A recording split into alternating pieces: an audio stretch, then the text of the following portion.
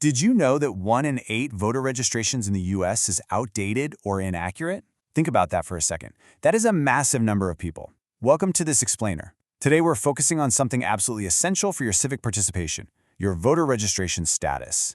Making sure your voice is actually heard in Alabama's elections is a fundamental right, but ensuring you're ready to cast that ballot takes just a little bit of preparation. Checking your voter status in Alabama is the absolute first, most crucial step in that process. So, we're going to walk through exactly how to do that, step by step, so you can head to the polls with total confidence.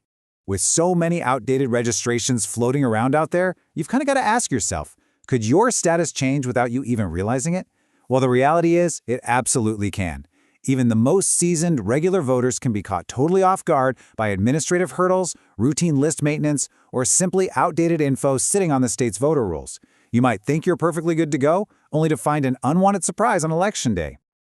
To understand why this happens, let's put it into perspective by looking at the sheer scale of the system. We are talking about over 3.8 million registered voters just in the state of Alabama. Managing an electorate of that massive size requires constant, rigorous database maintenance. It's a really complex, ongoing effort by state and local officials to keep all those records accurate, which basically means things are constantly shifting behind the scenes. Okay, let's dive right into this. Here's our roadmap for today. We'll cover why your status matters, checking your status online, other offline ways to check, troubleshooting registration issues, and finally, the deadlines and next steps you absolutely need to know. Section 1. Why your status matters. So the core of Alabama's voter list maintenance is a system called AVID. That stands for the Alabama Voter Integrity Database. This is a state-specific system run by the Secretary of State.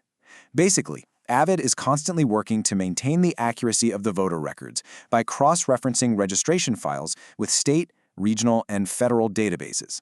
Because this system is always running and cleaning up the rolls to prevent errors, your specific status could theoretically be updated or flagged behind the scenes based solely on this automated data matching. Now, what's really interesting is understanding exactly why a voter might unexpectedly find themselves marked as inactive. Under state law and AVID guidelines, you aren't immediately removed from the rolls if there's a discrepancy. Instead, you just get flagged as inactive. This commonly happens if official election mail sent to your house is returned as undeliverable, if your name pops up in the National Change of Address database indicating you might have moved, or simply if you haven't voted in your registered county for 4 consecutive years. Moving on to Section 2, checking your status online. If you're sitting there right now thinking, uh-oh, am I on that inactive list? Don't panic. You can instantly take action right from your phone or computer. The primary digital interface for this is the Voter View portal, and it is incredibly quick. Step 1, just go to myinfo.alabamavotes.gov. Step 2, type in your first and last name. Step 3, select your birth year from the drop-down menu. It's really that easy. You don't need a complex login or password, just those basic personal identifiers to query the state's centralized database. Once you hit submit, boom, the portal gives you a ton of crucial info. It'll clearly tell you your registration status, whether you're active or inactive. It confirms your exact polling location and address, which is absolutely vital because remember, polling places can actually change between election cycles. It also tracks your absentee ballot status if you requested one. And here's a great practical tip. If you are a Jefferson County voter, you'll need to select your specific election in an election detail drop-down menu after searching your name to get your precise details. Let's look at Section 3, other ways to check. Now, I know not everyone wants to deal with the internet, or maybe the website is bogged down during high-traffic election weeks. You have some really great direct contact options here. I highly recommend pausing this explainer right now to jot these numbers down. You can call the Secretary of State Elections Division toll-free at 1-800-274-VOTE, that's 8683. Or use their direct line at 334-242-7210. Alternatively, you can always just visit your local county board of registrars in person. I really want to emphasize that last point. See, in Alabama, voter lists are actually maintained at the county level across the state's 67 counties. This means your local board of registrars is often your absolute fastest and most direct authority for resolving any registration issues. When you call them, be prepared to ask specific questions like, "Can you confirm my current registered address?" Or, "Is there any extra documentation I need to provide to ensure my status is active?" And hey, writing down their responses and who you spoke to is a great best practice. Section 4. Troubleshooting registration issues. Okay, so what if you check your status and discover a problem?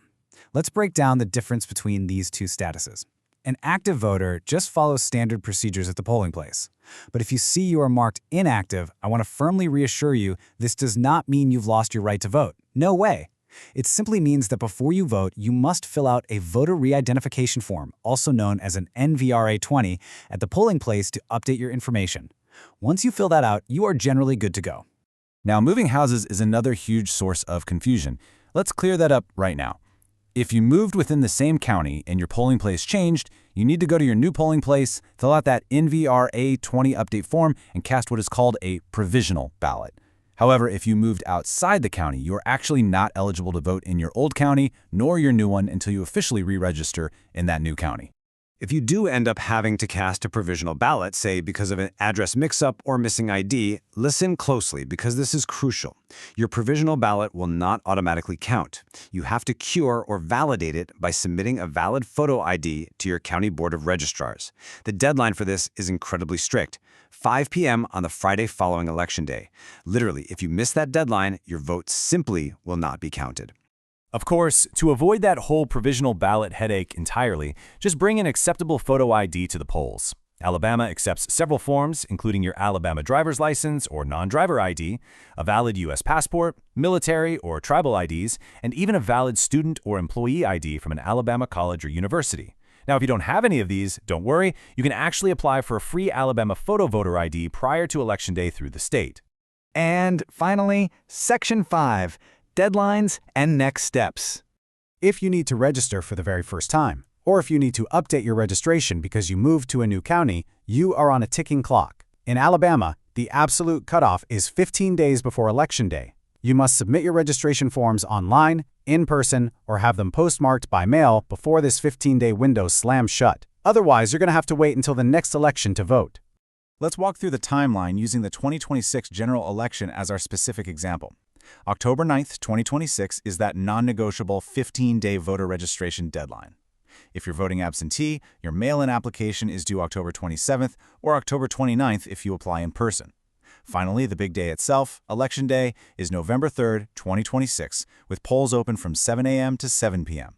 Before we wrap up, I'm giving you some quick, empowering homework. First, go to myinfo.alabamavotes.gov right now and check your status. Literally, it takes 2 minutes.